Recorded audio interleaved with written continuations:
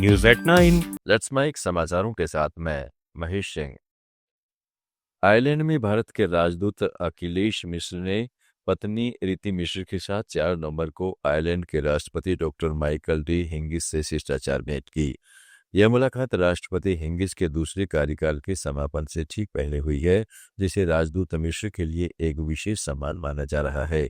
राजदूत मिश्र ने राष्ट्रपति हिंगिस की विद्वता, मानवीय संवेदनशीलता और दार्शनिक कविताओं की खुले मन से सराहना की। उन्होंने राष्ट्रपति की कविताओं में वैदिक दर्शन की झलक पर लिखे अपनी अंग्रेजी मोनोग्राफ का भी उल्लेख किया। राजदूत मिश्र ने भारत और भारतीय समुदाय के प्रति राष्ट्रपति हिंगिस और फर्स्ट लेडी सबीना हिंगिस के स्नेह के लिए आभार जताया। बता दें, राष्ट्रपति हिंगिस से पहले ही आयरलैंड में भारतीय समुदाय पर हुए हमलों की कड़ी निंदा कर चुके हैं।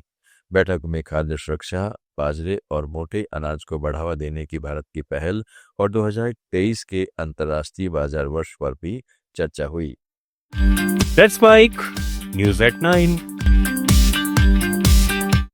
अमेरिका में उपराष्ट्रपति जेडी वेंस के इमिग्रेशन बयान ने नया विवाद खड़ा कर दिया है।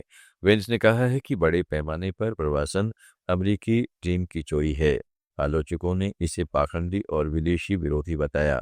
वेंस की पत्नी उषा, जो भारतीय मूल की है, का उदाहरण देते हुए कई लोगों ने उनका मजाक भी उड़ाया। वेंस ने सोशल मीडिया पर कहा है कि प्रवासियों से अमेरिका को होने वाले फायदों पर होने वाली स्टडीज प्रायोजित है और केवल उन्हें फायदा पहुंचाने वाले लोग इन्हें फंड करते हैं।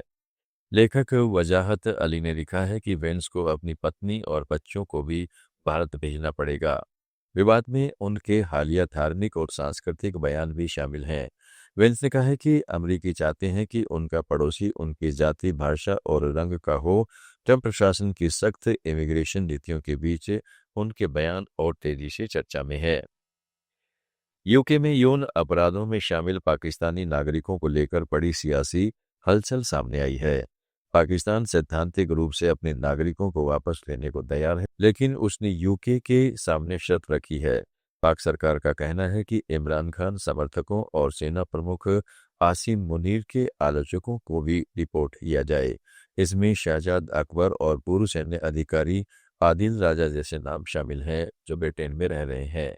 वहीं यूके का दबाव है कि कारी अब्दुल रऊफ और आदिल खान जैसे ग्रूमिंग गैंग के दोषियों को पाकिस्तान ले जाया जाए। इन पर नाबालिग लड़कियों के शोषण और गैंगरेप के गंभीर आरोप हैं। एलन मस्क द्वारा मुद्दा उठाने के बाद ब्रिटिश पीएम की स्टारमर पर एक्शन का दबाव बढ़ा है। हालांकि दोनों देशों के बीच प्रत्यर्पण संधि नहीं है, इसलिए डील पूरी तरह से सियासी सौदे पर निर्भर है। थाईलैंड और कंबोडिया के बीच एक बार फिर तनाव भड़क गया है। मीडिया रिपोर्ट्स के मुताबिक सोमवार सुबह थाईलैंड ने F-16 फाइटर जेट से कंबोडिया में एक कैसीनो पर एयर स्ट्राइक की। थाई सेना का दावा है कि वह कैसीनो असल में कंबोडियाई सैनिकों का ठिकाना बन चुका था, जहां ड्रोन और भारी हथियार रखे गए थे। दोनों सेनाओं की गोलीबारी में थाईलैंड का एक सैनिक मारा गया है और 8 सैनिक घायल हुए हैं।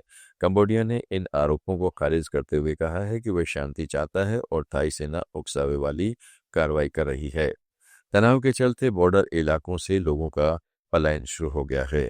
थाई सरकार के मुताबिक करीब 70% नागरिकों को सुरक्षित जगहों पर पहुंचाया गया है। मलेशिया के प्रधानमंत्री अनवर इब्राहिम ने हालात पर गहरी चिंता जताई है। दरअसल थाईलैंड और कंबोडिया के बीच प्रिय विहार और ता मुएन थाम मंदिरों को लेकर 118 साल पुराना सीमा विवाद है, जो एक बार फिर हिंसा की वजह बन गया है। आप सुन रहे थे let's Mike more than radio. Follow कीजिए हमें हमारे social media platform. It's time for news. It's time for more than radio. Presenting the first radio news app, Let's Mic. Let's Mic, a news-based app on your phone where you get to watch and listen news, talk shows, interviews, radio show podcasts.